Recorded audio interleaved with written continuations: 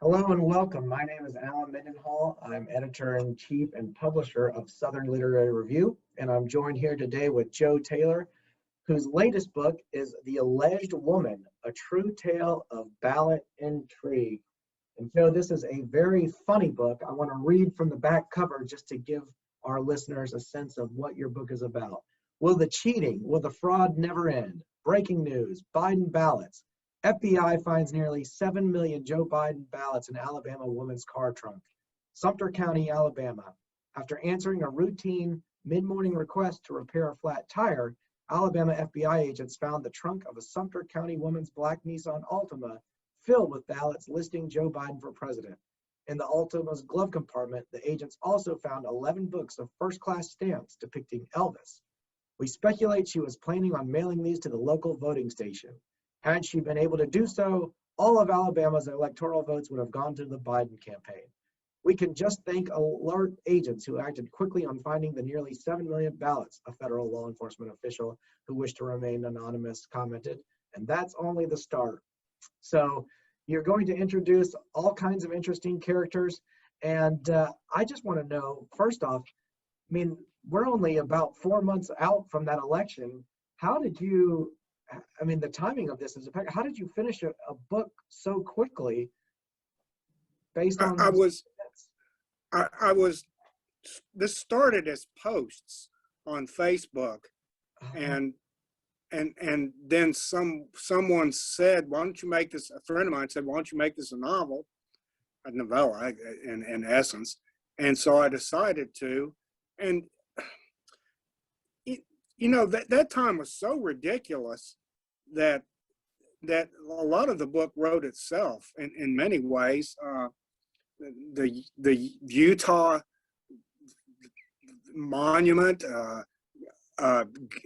Giuliani being so silly, that witness, it really sort of in many ways did write itself. Yeah. Well, it's interesting that the approach, so the readers know, it's basically news satire where you're parodying the mainstream media, mainstream journalism, and how they report stories, and the sensationalism and the ridiculousness of real life events, but also of the way real life events get rendered for mass consumption. It was like it's like snippets of The Onion or the Babylon Bee, like pick your choice, left or right. But that's sort of what the book reads like, is different onion stories, one after the other. Mm-hmm. Yeah, I I had a central voice. She turns out to be, I guess this is a bit of a spoiler. She turns out to be the alleged woman, Right. but she's a reporter, and so that helped, having her voice guide things, and so I could put her family in and show a bunch of relationships to her nieces, two nieces, Jilly and Lily, and things like that.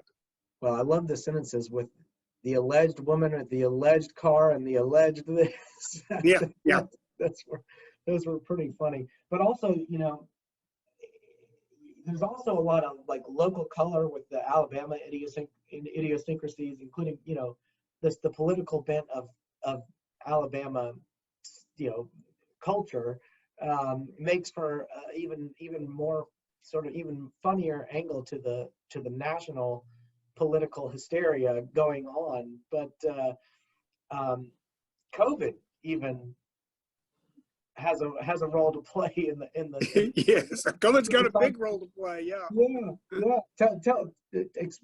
I guess say a little bit about that. Well, the 7 million ballots in the woman's trunk, they keep getting in the news, and so the CDC gets suspicious and wants to come over and check them, and sure enough, they're COVID positive, and so they quarantine them. So, and I got some laughs out of that, of course. Yeah, and the recount, not of the ballots, but of the stamps. Yes. I figured the whole recount thing was so ridiculous that then I made it, well, there were 7 million ballots. And then the FBI guy says, well, we knew there couldn't be 7 million ballots in that car. It was just a little under. And he gets in a fight with the, not a fist fight, but a altercation fight with the poll woman who's sure there's over 7 million. And of course they come up with 7,000,003 several times. And then she decides that her volunteers were too old, and she comments that they're almost as old as the candidates. And so she gets some younger people, and they come up with 7,000,002, I believe, 2 times. Well, it's interesting. I've asked you this before in a separate interview through a different medium, namely writing. We've done a written interview together before about a previous novel that you wrote. But I mean, humor is one of those things that very few people are good at when they write. And I find that you are good at it. But it's also got to be a risk when you undertake sort of the humorous mode with your writing. I mean, have you always written in a funny way? Have you always been a humorist, so to speak? Not always. I'm Southern, so you know who I started out. I started out imitating Faulkner, right? Right. And so I did, and it was okay. And I've got a collection of serious, quote unquote, stories, but I just drifted toward humor. I think, frankly, it's a self-defense mechanism for me. Oh, interesting. And self-defense, from what are you defending against? What part of yourself are you defending? The world. Well, humor, I mean, humorous critique, humorous satire is obviously a timeless thing. And it seems to me that you're in part critiquing the 24-hour news cycle that has led to sensationalism and hyperbole, Yes. and error and outrage just to gain viewers. And I wonder why humor is so effective at doing that. And because it seems like both, again, the Onion on the left or the Babylon Bee on the right, they both do it. They both do that too. They sort of mock the media, which is attempting to render stories in this sort of trite, emotionless language. But so doing, that's almost where the irony often arises, is when the way they try to tell a sensationalist story in the most boring way possible. But yes. I'm writing something now that I'm making fun of exclamation points, because I made the mistake of giving to a campaign. It wasn't a mistake, but it was, you know what I mean? Sure. Because everything is urgent. We can't let this go. And so I am making fun of that also. Sure. The email barrage of email, and I'm sure, well, I get it mostly from the left, but I got some from the right, from the Trump campaign, and just like, it's the same stuff, just 25 exclamation points after everything.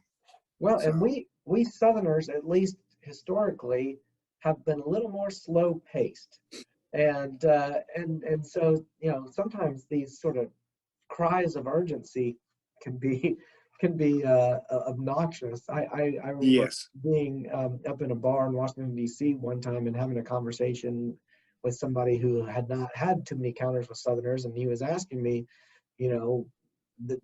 why he seemed to make Southerners uncomfortable, and in the nicest way possible, I suggested that maybe he was trying to talk too fast, because he talked really, really, really fast and really loud, and he was just really in your face. And I said, most Southerners are just a little bit more laid back, and oftentimes we're not as comfortable as you appear to be, jumping right into the most controversial topic. Before we know the person, we may not, we may want to dance around some things before we get to that topic. But right. But at any rate, I'm really intrigued by this book, and so the idea was actually suggested to you by someone who was reading your Facebook feed. Right, right, yeah. And I'd actually almost stopped them because of exclamation points. I got tired of writing exclamation points myself, and then I thought, yeah, that would be a fun little thing to do. I had a cutoff. I knew something bad was going to happen January 6th, and of course it did. And I said I better not go beyond. I actually didn't even get to that. I got Yeah. mentions of it, and I thought that could be. Fortunately, and I say fortunately, advisedly, it wasn't as bad as I thought it might have been. Yeah. But that was my cutoff, and so I really pushed to finish everything. And as I said, I just kept Googling Giuliani, and he's such a character, such an Right. oddball, so full of himself that he was just in there, and he was the part that wrote itself. Right.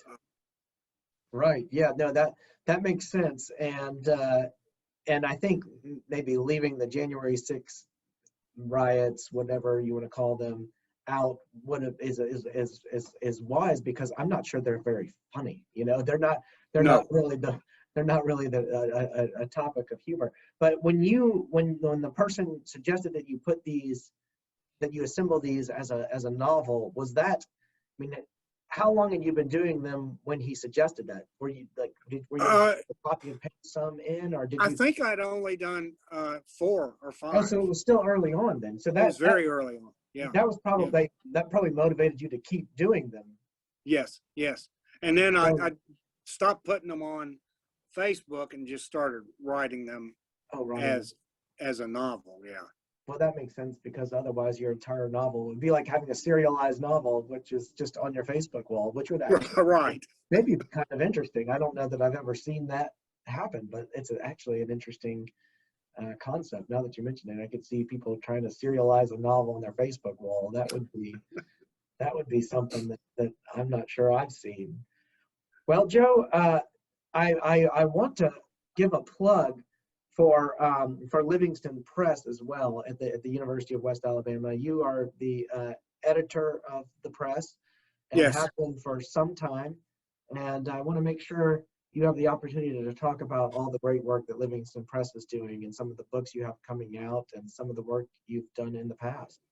Well, uh, my original idea for the press was to just do humorous work, but I got and in some ways the press may be a little too eclectic, if I guess that is possible.